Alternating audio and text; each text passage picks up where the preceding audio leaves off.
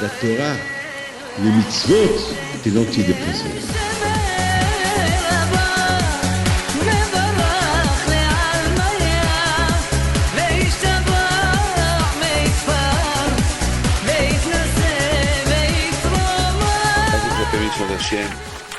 En vous souhaitant à vous tous une bonne fête de Pessah.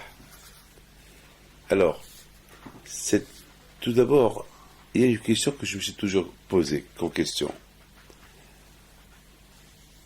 Une fois, il y avait une époque, on ne se posait pas des questions sur Pessah. Tout ce qui se passe aujourd'hui, les enfants, on les prépare pour poser des questions. Et pourquoi on mange le hametz? On n'a pas le droit de manger le hametz à Pessah. Pourquoi on mange la galette? Je ne pas ordonner. Moi, je ne me rappelle pas, à mon âge, que je posais des questions. Alors, chez nous, c'était le papa qui posait des questions. Alors, aujourd'hui, c'est les enfants qui posent des questions. Et on voit que de génération en génération, ça devient plus, la Emouna devient plus compliquée. Et il y a plus de livres qui te rapportent encore plus de questions. C'est-à-dire que chez nous à la famille, vous allez voir tous les enfants, ils se préparent des questions qu'ils vont poser à la table. Bon, il y a des questions qui ont des réponses, il y a des questions où il n'y a pas de réponse, mais d'ailleurs, la fête de Pessah, elle commence par une question. Manishtana halayla hazeh. Quelle est la différence cette nuit de toutes les nuits? Déjà voilà, on commence par des questions. Regardez, le mot Haggadah, l'explication du mot Haggadah, ça veut dire. Il faut trop dire, il faut parler. Alors, la question se pose, qu'est-ce qui se passe à notre époque? Pourquoi, à notre époque, il faut parler, il faut dire? Et Bémet, je vais vous dire, moi j'ai 62 ans, je me rappelle quand j'étais jeune, parlant il y a 52 ans, ou il y a, je sais pas, 65 ans, on ne savait pas, même mes enfants, ils ont commencé à poser des questions à table, à Pessah, parce que c'est moi qui leur dis, parce qu'à l'école on leur a préparé à poser des questions. Mais a priori, moi j'ai pas de questions. Moi, j'ai pas de questions. Moi, tout ce que... Vous savez, malheureusement, ce qui s'est passé à Toulouse, il y a 3 semaines, et ce qui s'est passé en Israël à Rehovot, une famille entière brûlée, un papa et ses 5 enfants, ils ont brûlé, devant les yeux de sa femme, la pauvre. Il y a quelques semaines, la pauvre. C'est grave tout ça. J'ai des questions, mais j'ai pas de questions. Je peux me poser des questions, pourquoi. Mais je ne vais pas arriver à avoir des réponses. Alors pourquoi se poser des questions? Même dans ma conscience, je n'ai pas de questions. Tout ce qui s'agit de Dieu, je n'ai pas de questions. Pourquoi? C'est pas que je suis un âne, je suis un ahmar qui ne se pose pas de questions. C'est parce que on a eu une éducation d'une manière un peu différente que celle qu'on donne aujourd'hui à nos enfants. C'est que j'ai reçu de mon père, l'éducation que mon père a reçue de son père, c'est une éducation sainte et pure. On dirait que tout ce qu'on faisait, c'est normal qu'il faut le faire. Le faire d'une manière à ne pas se poser des questions. Et d'ailleurs, c'est la raison pourquoi aussi le bon Dieu, il nous a donné des mitzvot qu'on comprend, des mitzvot qu'on ne comprend pas. Ah, pourquoi ces mitzvot qu'on ne comprend pas? Peut-être quelque part Hachem est venu nous éduquer de la même façon que vous comprenez ça, apprenez à ne pas comprendre ça sans se poser de questions. De la même façon que vous comprenez ces choses-là, et c'est la raison pourquoi vous ne posez pas de questions, alors de même, apprenez à faire ces choses-là que vous ne comprenez pas, mais c'est pas la peine de se poser des questions, ayez confiance en moi. Est-ce qu'un papa dit à son fils de faire quelque chose, il va le faire confiance. Il va le faire. C'est une confiance. Un papa, il ne va pas dire à son fils de faire quelque chose qui va lui faire bobo. C'est comme ça. On dirait que nos sages, ils ont compris que les temps qui vont venir, les gens, ils vont se poser des questions. Et c'est la raison pourquoi on dit de plus que tu racontes sur la sortie de l'Égypte, c'est bien pour pouvoir mieux faire comprendre aux enfants notre bagage, notre passé. Alors maintenant, on va se poser une question, nous aussi. Quelle est la raison pourquoi on va apprendre à nos enfants notre passé? Qu'est-ce que nos enfants ils sont fous si on est d'origine d'Égypte, si on est esclave? Vous savez, sur ça, j'ai vu dans la Rabbin Bahia qu'il explique comme ça. Il dit que la veille, à Pessah, on boit 4 verres de vin. Et c'est une obligation. Et même les femmes, ils doivent les boire. Tout le monde. Bon, il ne faut pas essayer de boire la mesure du vin, et un vin qui vous fait saouler, il ne faut pas le boire, pour pouvoir résister la nuit. Alors, celui qui aime le bon vin, alors qu'il sache que s'il ne peut pas résister les 4 verres, il ne faut pas qu'il boive les 4 verres, il faut qu'il le mélange avec du vin, jus de raisin, quelque chose comme ça. Alors, on boit les 4 verres de vin pour se rappeler des 4 langages que Hachem il a utilisés avant de nous libérer de l'Égypte. Vehotziti, Vehitzalti, Vegaalti, Velakahti. 4 langages. L'équivalent des 4 vers. Vehotziti, c'est-à-dire, et je vais vous faire sortir des mains d'Égyptiens.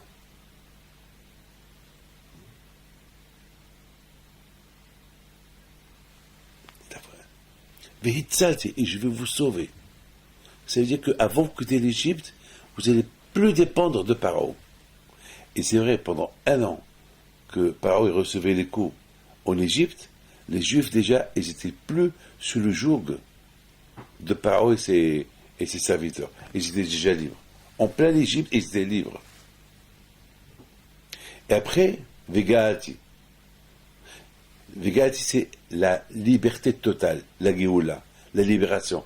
Parce que la vraie libération, et c'est pas faite lorsqu'ils ont quitté l'Égypte, la preuve que Pharaon les a poursuivis après.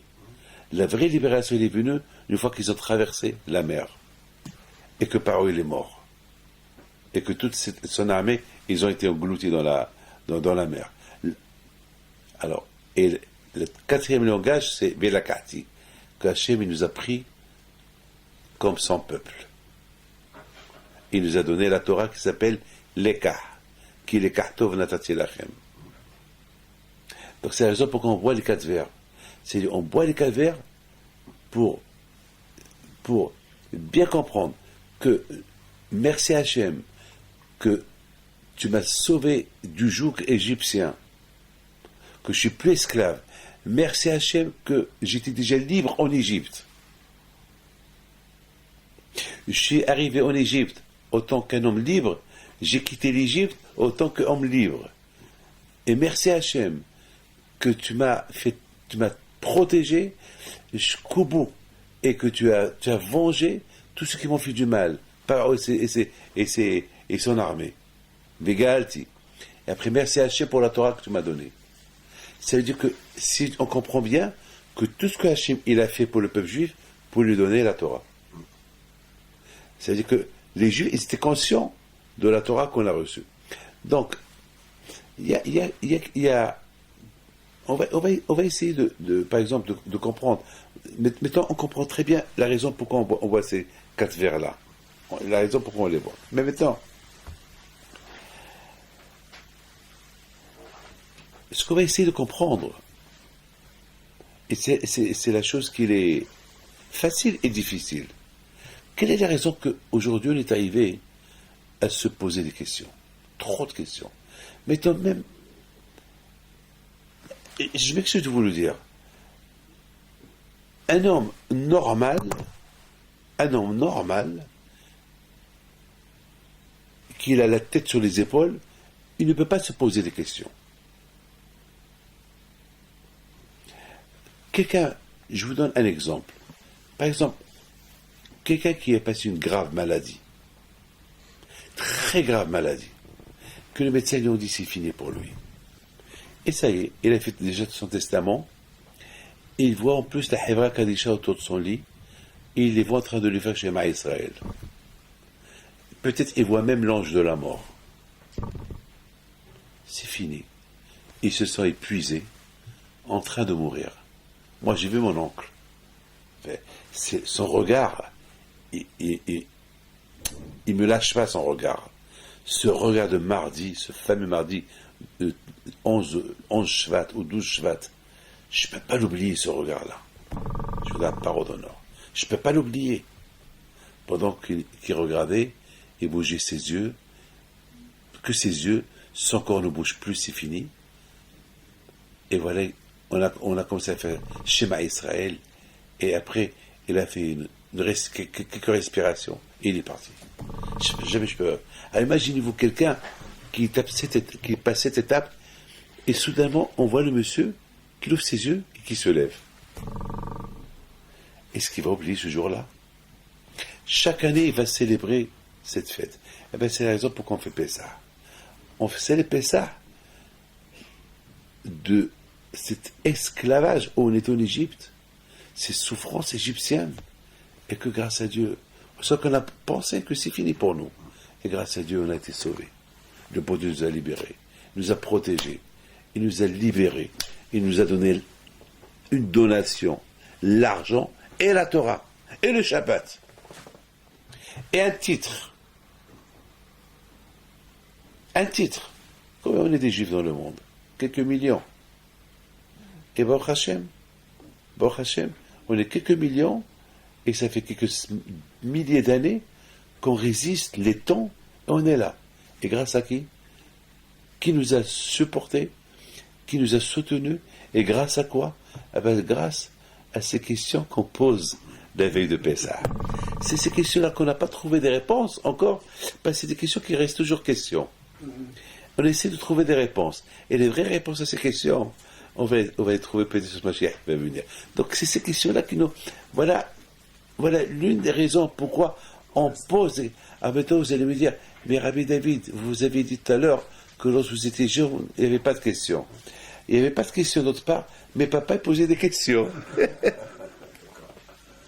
Mais papa il posait des questions. Maintenant je vous pose la question. Qui est le plus important? Papa qui pose des questions ou les enfants qui posent des questions?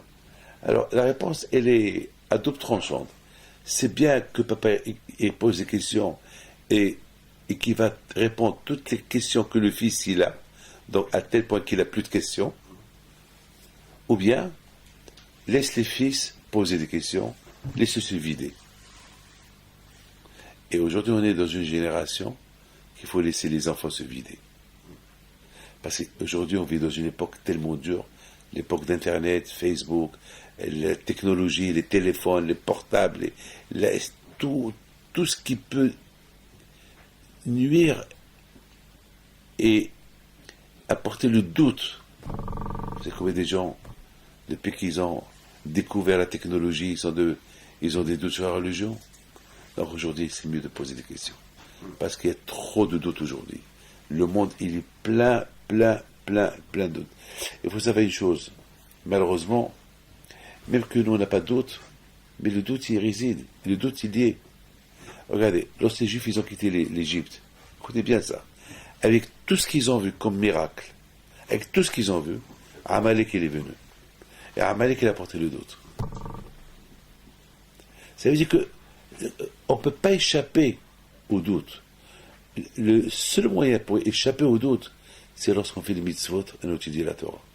Torah et mitzvot, c'est la seule chose qui peut aider la personne à échapper au doute. Après, autrement dit, c'est pas facile. Le doute, il est là. Malheureusement, depuis la destruction du temple, le doute, il continue. Parce que n'oubliez pas que même si on pleure le temple, mais il y a des gens qui disent, attends, mais ça fait longtemps, pourquoi le bon Dieu a détruit sa maison? Il y a des gens qui n'ont pas de réponse à ça. Parce que c'était une Shoah. Lorsque Nabucodonosor il a détruit le temple, il a fait une Shoah. Il a tué des millions de juifs. Il a fait exiler des millions de juifs. Donc il y a des gens qui sont partis en exil et ils ont, en perdant toute leur famille, ils disent, mais où est le bon Dieu? Donc le doute, il y est. Le doute, il peut venir par une cause d'un accident qui est arrivé, comme une femme qui me dit il y a quelque temps, mais pourquoi j'ai perdu ma fille dans un accident de voiture? Et où il est Rabbi Haïm plutôt que j'allume sa veilleuse? Et où il est ton papa, Rabbi Moshe Aaron plutôt que j'allume sa veilleuse? Et où il est Rabbi Shimon Bar Yochai que j'allume leur veilleuse? J'allume leur veilleuse et ils ont pris ma fille. Qu'est-ce que je peux lui répondre, cette femme? C'est la pauvre, c'est pas de sa faute, Mskina, la pauvre. Hier soir, elle a fait le mois de sa fille. Et ça fait les morts d'accident de voiture en laissant 2 enfants. C'est dur, c'est dur, c'est dur, c'est dur, c'est dur. Et le père de la fille, il a déjà perdu un garçon il y a une 12aine d'années. J'étais à son enterrement, c'est moi qui l'ai enterré. Alors, perdre un garçon qui a 22-23 ans et sa fille qui a 22-23 ans, c'est énorme. C'est énorme. Je me rappelle lorsqu'on a enterré son fils, M. Zerbib, il pleuvait. On n'arrivait pas à sortir pour l'enterrer. On était au cimetière, il pleuvait à torrent. Je me rappelle. Et d'ailleurs, son père me l'a rappelé. Il m'a dit, Rabbi, de vous rappeler. Et je me rappelle. À un moment donné, j'ai dit à Hachem, il faut qu'on l'enterre. On ne va pas rester comme ça. Et on a quitté. Dès qu'on est sorti, la pluie s'est arrêtée. La pluie s'est arrêtée. Mais ça fait un choc.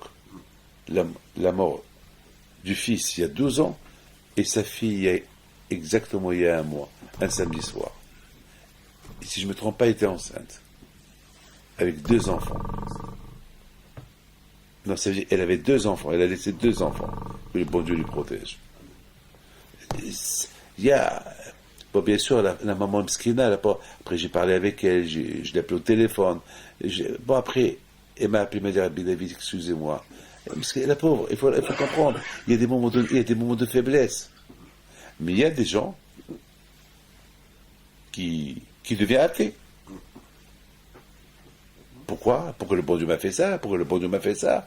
Donc aujourd'hui, et surtout aujourd'hui, la plupart du temps, et je m'excuse de vous le dire, si on parle 60 ans en arrière, nos occupations c'était quoi? C'était où on était à l'école, ou à la maison, on se balade, on se promène dans les rues. Il n'y avait pas de cinéma, il n'y avait pas de télé, il n'y avait pas d'ordinateur, il n'y avait pas de jeu, il n'y avait rien du tout. Donc, quelque part, tout ce qu'on avait dans la tête, la synagogue, l'école, et manger, dormir, voilà. Mais aujourd'hui, on n'a même pas le temps de prier. Mais tu veux prier, les téléphones sonnent. Tu veux aller à la cour de Torah, les téléphones sonnent. Tu peux rien faire. Jusqu'à la dernière minute, on va travailler avant Shabbat. Shabbat, quel Shabbat? Il y a plus, on est fatigué, on est crevé. Je veux que je vous dise une chose.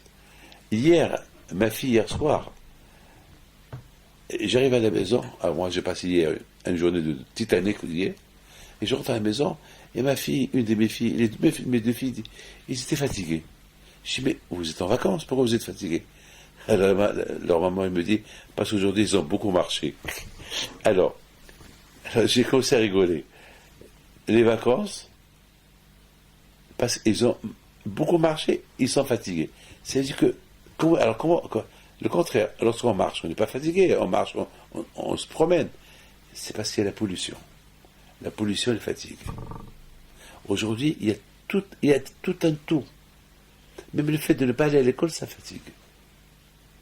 Parce qu'il y a les études, il y a la pollution, il y a la rue, il y a le bruit des voitures. C'est un tout. À Essaouira, il n'y avait pas de voiture. Je me rappelle, on dort, le matin, on pouvait dormir jusqu'à midi.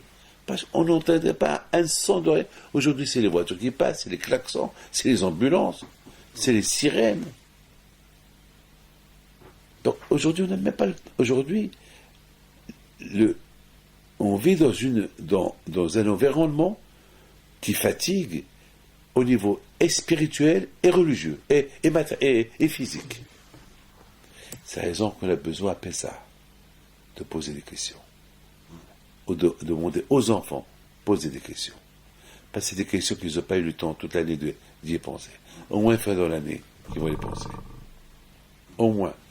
Au moins dans l'année, ils vont y penser. Vous savez, il y a le Gemara qui dit comme ça, écoutez bien, c'est beau ce que je vais vous dire. Et le Gemara, tout d'abord, il faut savoir une chose. Il y avait une époque où il y avait des prophètes, il y avait des grands rabbins, il y avait des Tanaïm, il y a des Emoraïm, des Rishonim. Chaque génération est le titre qu'on donne à nos leaders. Comme à l'époque des Tanaïm, c'est l'époque de Rabbi Shimon Bar Yochai. L'époque des Rishonim, c'est l'époque du Rambam. Ramban. L'époque des prophètes, c'est Shmuel, le prophète Shmuel, le prophète Yeshua. Les skinim, c'est les vieux. Les vieux, c'est Yeshua. Et c'est tous les juges, après Moshe Rabbeinu. Il y avait chaque génération et des étapes. Mais on voit que ça dégringole. On était de Moshe les skinim au prophète, au Anshekene Stagedola. C'est le début du deuxième temple. Il y avait plus de prophètes. Et après, c'est les Tanaïm, c'est Rabbi Meir Balanes. Après, ils vont perdre encore le titre, c'est les Emoraïm, c'est les rabbins qui sont cités dans la Mishnah, c'est les Tanaïm. Les rabbins qui sont cités dans la Gemara, c'est des Emoraïm. Après, Rabbanan Sporaï, c'est Hachamim qui vont expliquer les paroles des Emoraïm. Après, c'est les Gaonim. Après, c'est les Rishonim. Après, c'est les Aharonim, c'est le dernier. Alors, et nous, c'est quoi? Alors, mais vous comprenez ça? Alors, nous, c'est quoi alors? Des Khmer, des ânes. C'est pour vous dire, la dégringolade. Mais vous comprenez que il y avait des générations qui rentraient au CDR, il n'y a pas de question. Je vous dis, chez nous à la maison, il n'y avait pas de question. À l'époque de mon père, on s'assoit, il nous expliquait en arabe, on n'avait pas de questions. Je sais pas, c'était en nous, il y avait cette conviction que le bon Dieu nous a libérés de l'Égypte. Et on est là, on a reçu la Torah. Aujourd'hui, il faut expliquer aux jeunes, il faut qu'ils se posent des questions, il faut poser des questions, et pourquoi, il faut qu'on les réponde. Sinon, ils vont s'assimiler, ils vont oublier. Parce qu'aujourd'hui, il y a ce qu'on appelle la guerre de l'information. Parce qu'aujourd'hui, si toi tu n'éduques pas ton fils à être juif, lui apprendre ses origines, il peut changer à une autre religion. Et après, tu vas le perdre. Et après, il va te dire, papa, c'est ta faute, tu m'as rien expliqué. C'est trop tard.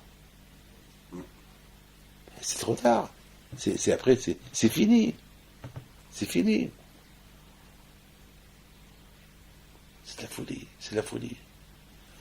Il faut savoir une chose. Comme il y a une Gemara qui dit, ce que je vais vous dire, ça s'est passé il y a à peu près 2500 ans. Il y a les Hachamim d'il y a 2500 ans, ils ont dit Im rishonim kemal achim, anachnu kibnei adam. Si les premiers, c'est-à-dire, ils parlent, les premiers juifs, ils sont tzadikim, ils sont comme des anges, alors si on se compare à eux, nous on n'est que des bnei adam, que des gens, que des hommes. Et si eux, ils étaient, et si les Rishonim, et si les premiers, ils étaient que des hommes, alors qu'est-ce qu'on est nous? Qu'est-ce qu'on est nous? On est des Hamorim, des ânes.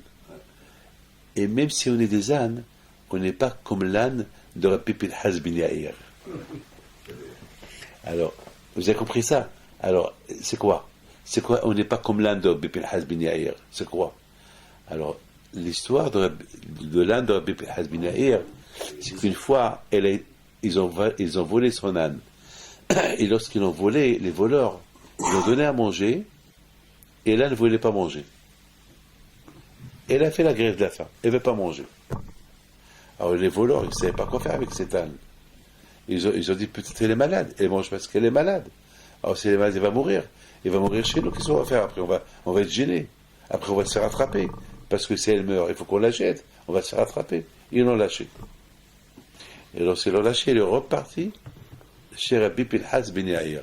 Rabbi Pinhas ben Yair, c'était le beau-père de Rabbi Shimon bar Yochai, qui est enterré à Tzfat. Il est enterré dans le nouveau cimetière.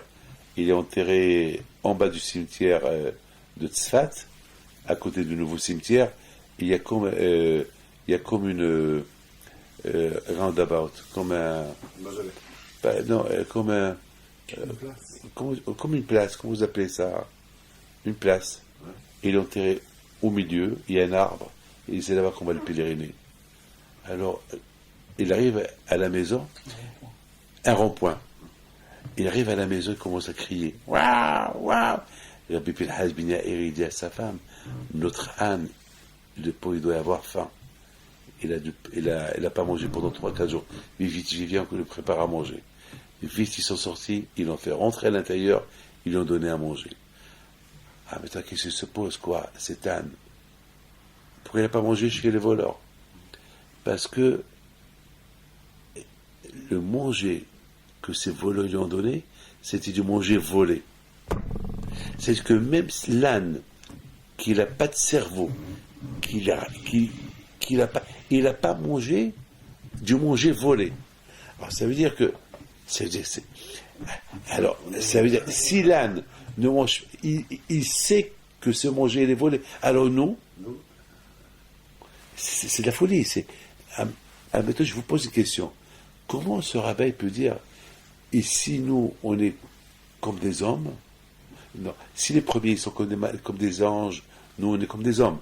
Et si eux, ils sont comme des hommes, alors nous, on est quoi? On est comme des ânes.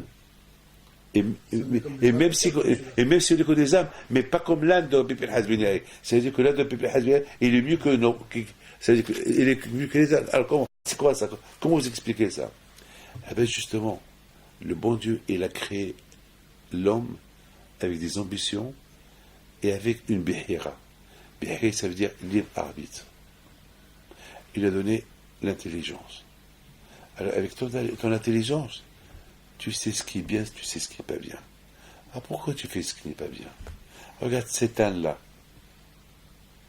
Parce qu'elle a été éduquée chez Rabbi Pinhas ben Yair de manger que du kasher lorsqu'elle a été volée. Et elle, c'est un âne. Et elle a pas de religion. Et tu lui donnes n'importe quoi, elle te le mange. Et comment elle n'a pas mangé de chez eux, de chez ces voleurs-là, du manger volé? Donc elle est mieux que toi. C'est grave ça. Ah, mais là, je vous pose une question. Si nos rabbins d'il y a 2500 ans, ils ont dit sur eux, et se comportent, et se comparent eux, à des ânes, et pas comme l'âne de Rabbi Pinhas ben Yair, alors de cette époque à notre époque, qu'est-ce qu'on est, nous? Donc c'est la raison, et surtout à notre époque où il y a beaucoup de doutes. Donc c'est la raison qu'on a besoin, vraiment, on a vraiment besoin d'enseigner, d'éduquer nos enfants. Pour d'enseigner à nos enfants leur origine, la vraie vérité. Nous, HaKadosh Baruch Hu, il a ancré en nous une nature. Une nature. N'oubliez pas une chose, écoutez ce que je vais vous dire.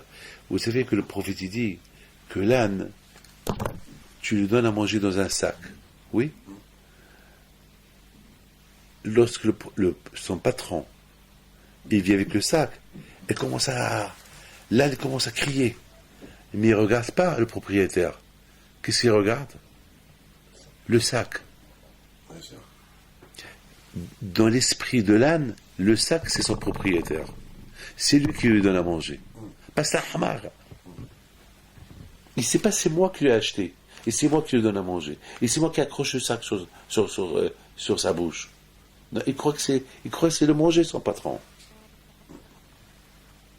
Ça, c'est l'âne. Et l'âne de Rabbi Pinhas ben Yair, il savait qu'il avait un patron. Il savait que ce manger qu'on lui donne, c'est du manger volé, et c'est pas son patron. Ça veut dire que c'est grave, ça. Ça veut dire que nous, qu'on sait la vérité, on détourne la vérité, donc on est pire que cet âne-là. Donc cet âne, il est plus fort que nous. Parce que nous, il y a une nature chez nous, que Hachem nous a donné l'intelligence pour arriver à la vérité. Alors que l'âne, il n'a pas cette intelligence pour arriver à la vérité. Dans sa tête, dans son subconscient, est que ce sac où il y a du manger, c'est lui son patron. Et là, on voit que cet âne de Bibn Hazm il a dépassé ce raisonnement en pensant que non, son patron c'est Dieu. C'est grave ça. C'est grave.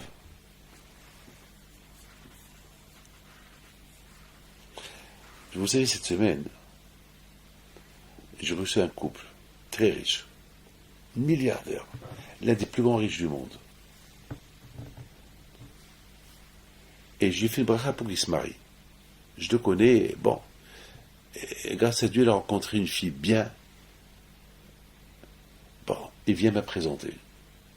Et je découvre qu'ils habitent ensemble depuis à peu près 1 an. Écoutez bien, écoutez ce que je vais vous dire. Je leur ai dit, ben, super, c'est bien. Alors, vous allez vous marier? Il me dit, non, on apprend à se connaître. Vous habitez ensemble 1 an. Et vous ne vous connaissez pas? Vous ne connaissez pas? Et avec toute la richesse qu'il a, il sait où investir son argent. Il comprend où les mettre, quand les enlever, et quand les remettre, et quoi acheter. Ça, il sait. Et cette femme avec qui il partage sa vie, il ne la connaît pas.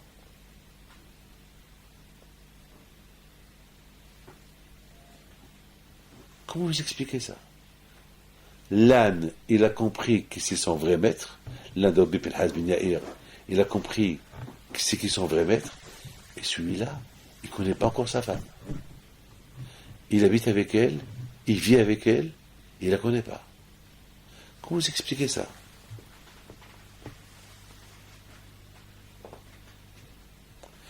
Le pigeon, il reconnaît sa femme, une fois qu'il a charrié, il va rester avec elle toute une vie. Il ne va jamais la tromper. Ils vont rester fidèles l'un à l'autre. Et celui-là, 1 an, il ne la connaît pas encore. C'est grave. Comment vous expliquez ça? Comment vous expliquez ça? Eh bien, c'est que je m'excuse de vous dire, eh ben, c'est ça le terme d'explication de ce Hacham qui dit, si les premiers ils sont comme des malachim, nous on est comme des êtres humains.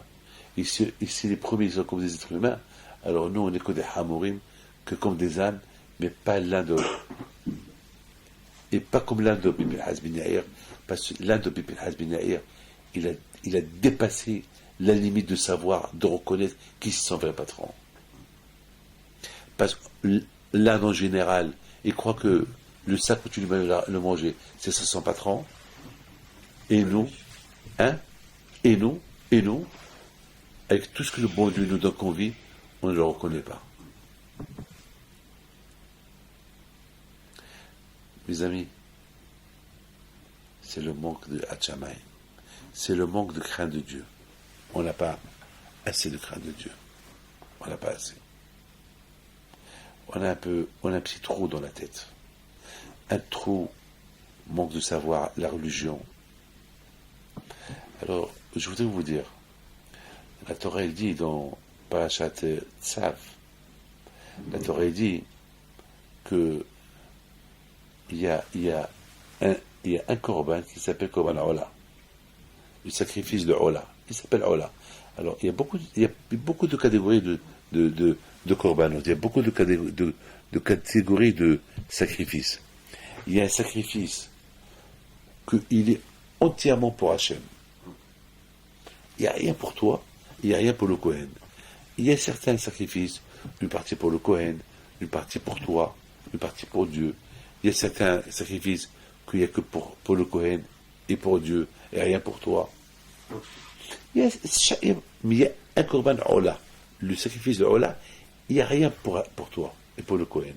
C'est tout pour Hachem. C'est-à-dire tout coupé, on brûle tout pour Akash Baruch Hu. Parfois c'est long. Parfois il faut le brûler toute la journée, toute la nuit. Parfois c'est long. Ah, maintenant, la Torah est dite save. La Torah est dit, hé, Moshe, il dit à Aaron, ton frère, lorsqu'il s'occupe du sacrifice de Ola, il faut qu'il le fait vite. Il faut qu'il le fait avec amour, avec rapidité. Alors le sage, ils disent pourquoi. Pourquoi ce sacrifice de Ola, la Torah, elle oblige le Kohen à le faire avec amour, avec sourire, avec rapidité, même s'il doit rester réveillé toute la nuit. Pourquoi? La Torah, elle répond, parce que dans ce sacrifice, le Kohen, il ne gagne pas d'argent. Il ne gagne rien du tout. En général, dans tous les sacrifices qu'il fait, il a un gain. Et là, il n'y a rien. Ah, parce qu'il n'y a rien là, je lui dis, parce que je sais que parce que tu n'as rien, tu risques de le faire n'importe comment. Non, il faut le faire. C'est pour moi. C'est de la folie, ça. Comment on peut imaginer que le Kohen, il peut être jaloux du bon Dieu, vouloir une part de ce qui appartient au bon Dieu? Dites-moi, vous pouvez imaginer ça? Hein? On ne peut pas imaginer ça. Eh bien, mes enfants, au moment que tu te lèves le matin, dès que tu te lèves, dès que tu ouvres tes yeux, jusqu'à que tu fais ta prière, tout ce temps-là, il appartient au bon Dieu. Et qu'est-ce qu'on fait? Un café, on va fumer une cigarette, on va avoir les informations, on va lire un journal, et après on va aller faire la prière. Donc tu as volé un peu de temps au bon Dieu. Tu arrives tard à la synagogue. Au lieu que tu arrives à 8 heures, tu arrives à... Le Shabbat, ça commence à 8 heures, et la prière termine à 11 heures. Au lieu de venir à 8 heures du début, et les gens ils arrivent à 10h30, 9h30. Et pourtant, c'est le temps qui appartient au bon Dieu. Tu lui as volé ce temps-là. C'est la raison pourquoi lorsque tu te réveilles le matin, il faut savoir que à partir de mettre jusqu'à la prière, ça appartient au bon Dieu. Il faut le faire vite. Hachem, il a compris que le Satan, il est fort. Tout ce qui appartient au bon Dieu, le Satan, il veut voler un peu de ce qui appartient au bon Dieu. Je pense donner 1000 euros à un pauvre. Après, tu dis, 1000 euros, c'est beaucoup. Je lui donne 500, ça suffit. C'est bon. Tu as bien fait. Mais sache que le bon Dieu, la première pensée que tu as eue, c'est ce que le bon Dieu il veut que tu donnes. La deuxième pensée que tu as eue, ça c'est la pensée du Satan. Tu as donné. Il y a pas, mais sache, Hachem, il veut rappeler le Kohen que, Kohen, chaque chose qui m'appartient, qui est pour moi, il faut la faire vite. Et tout de suite. Et sans perdre de temps. Parce que, il ne faut pas qu'il y ait un espace. Parce que s'il y a un espace, tu vas rentrer dans un regret et tu fais perdre le bénéfice de la chose. Lorsque on t'apporte un Korban Ola, sachant qu'il m'appartient, il faut le faire vite. Sinon c'est dommage, tu vas perdre le bénéfice. Écoutez bien. C'est la raison pourquoi celui qui apporte le sacrifice, celui qui décide d'apporter un sacrifice, il faut qu'il apporte tout de suite. Il ne faut pas qu'il attende. Et lorsque Kohen lui fait le sacrifice de Korban Ola, il faut qu'il le fait vite, pour ne pas qu'il rentre dans un regret. Ah oui, parce que rien est à moi. Malheureusement, tout le malheur du doute que nous pouvons avoir dans la vie, c'est parce qu'on fait les choses machinalement. On fait les choses sans savoir pourquoi on les fait. On ne comprend pas pourquoi on les fait. On les fait avec du fainéantisme. On ne les fait pas avec enthousiasme. Lorsqu'un homme, mes amis, il sent le manque et le besoin de tout ce qui est matériel, le Satan.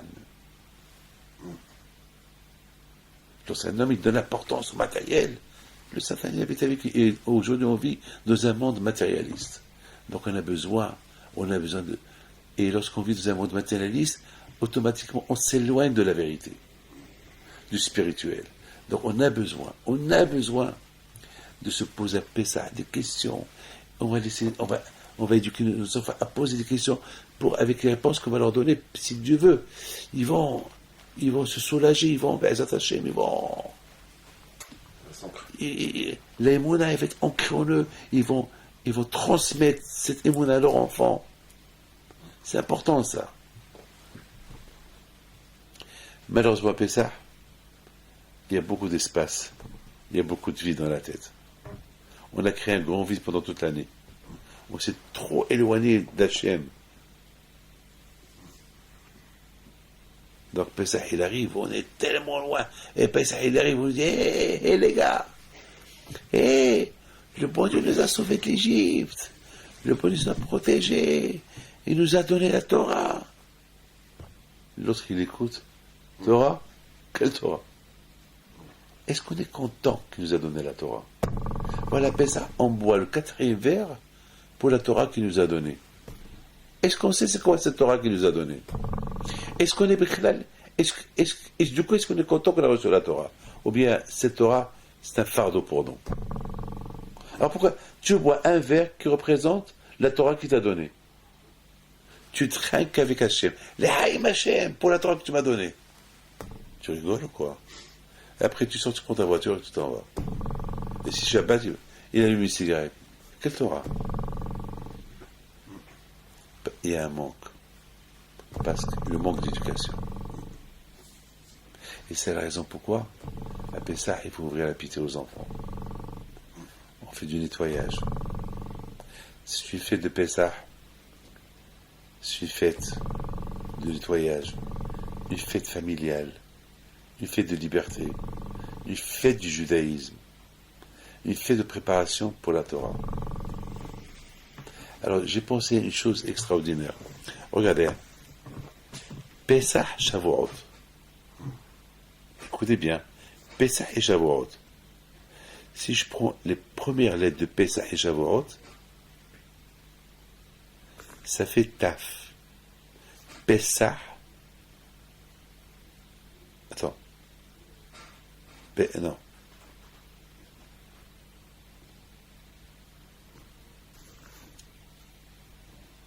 Alors, vous avez la tête sur vos épaules ou pas? Alors, la première lettre de Pessah, c'est quoi? P. La dernière lettre de Shavuot, c'est quoi? Tav. Shavuot.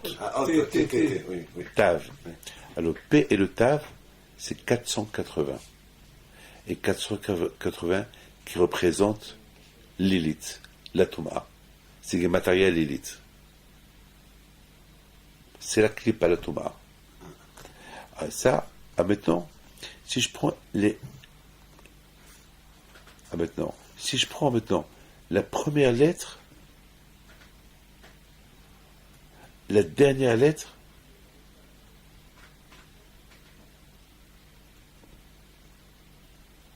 de Pessah, c'est quoi? C'est Het, Pessah. Et la première lettre de Shavuot, Shin, ça fait Shin Het. C'est du verbe Siha, parler. C'est-à-dire que si on veut vraiment faire le saut pour recevoir la Torah, il faut éliminer la klipa. C'est de la Kabbalah ça. Il faut éliminer l'élite. La klipa, Siha, tu devais parler. Il faut beaucoup parler. Et tu parles de quoi? De la sortie de l'Égypte. C'est-à-dire uniquement en parlant de la sortie de l'Égypte, tu vas éliminer tous ces mauvais esprits que tu as dans la tête. C'est un peu de la Kabbalah, ça. C'est-à-dire, pour annuler la clipa de Lilith, il faut beaucoup parler de la sortie de l'Égypte. Pour faire entrer, faire pénétrer la Emouna dans ton cœur. C'est pour ça qu'on dit, tout ce qui parle, tout ce qui parle de la sortie de l'Égypte, c'est bien, c'est beau. Parce que Depuis que je parle sur l'Égypte, tu te prépares pour la sortie, pour préparer la Torah. C'est comme le chemin initial. Hein? Comme au départ, quand on est sorti, on s'est préparé pour recevoir la Torah. Voilà, on s'est préparé pour recevoir la Torah. Voilà, c'est ce que nous on fait. On se prépare pour recevoir la Torah. Exact, le même cercle. Et tout cela à cause de ces générations qui tombent. On tombe. Mais je vous dis quelque chose. C'est des générations dures, mais Hachem, il sait calculer. Il sait que c'est dur d'être juif.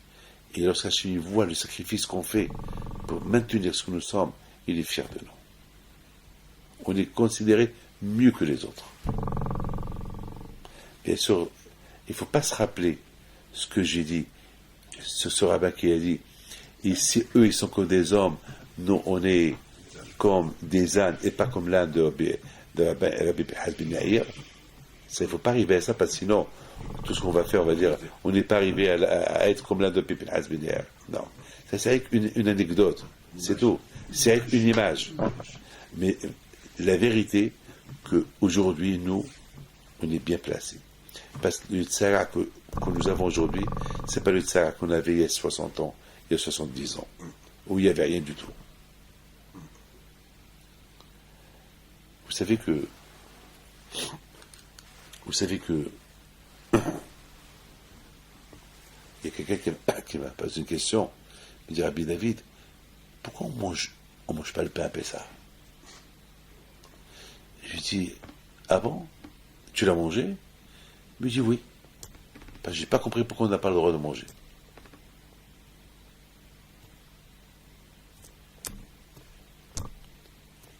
Je lui dis, tu as compris pourquoi le matin tu te réveilles? Pourquoi tu ne crèves pas? Pourquoi tu ne meurs pas? Comment ça fait que le matin il ne se lève pas? Il m'a dit, ah ben, Rabbi David, ne me parlez pas de ça, vous voulez me faire peur?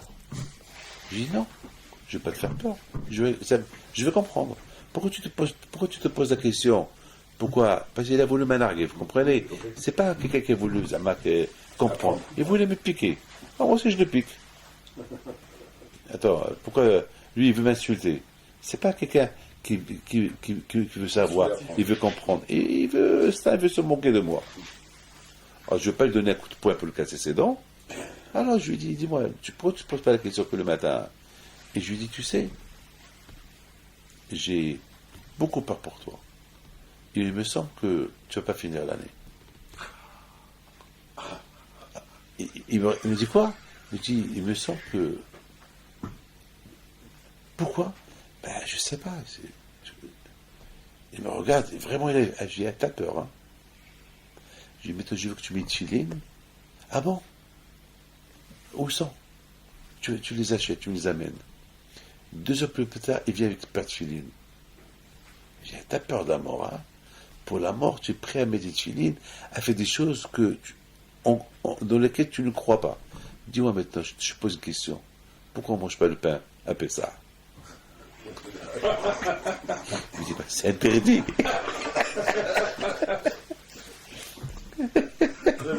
Comme ça. Mais dit, c'est interdit. J'ai dit, pourquoi tu le manges? Mais dit, mais je ne savais pas. Alors, maintenant, qu'est-ce que tu vas faire? Rabbi David, je vous promets.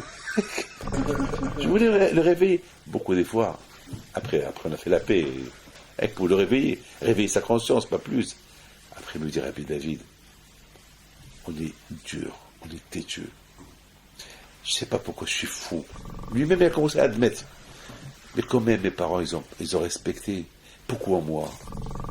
J'ai commencé à me poser. Alors je dis, mon fils, je te pose une question.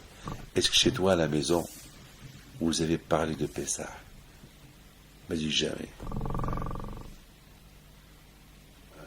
Est-ce que tu sais pourquoi on fait Pessah? Il m'a dit, je ne sais pas. Vous voyez, le pauvre, il veut faire, mais le fait que ses parents n'ont jamais parlé de ça, donc il est arrivé à une idée. Je peux manger le pain Pessah. Qui me dit? Il a fallu que je vienne et je le réveille. Heureusement que la preuve qu'il croyait, parce qu'il ne croyait pas en Dieu, il aurait pu me dire, et toi tu sais que je vais mourir. Et il aurait pu prendre un livre et le jeter sur moi. Mais je savais qu'il n'a pas posé une question. Je savais que Je savais qu'il n'a pas posé une question. Il voulait, il est athée. Il savait qu'il voulait simplement m'énerver, et lui aussi voulait comprendre. Hein? Voilà, alors, pour avoir une réaction. Voilà, mes enfants, que le bon Dieu vous protège, que Akadosh Baruch Hu vous donne de la santé, et la parnassa qui est la et une bonne fête, si Dieu peut passer une très bonne fête.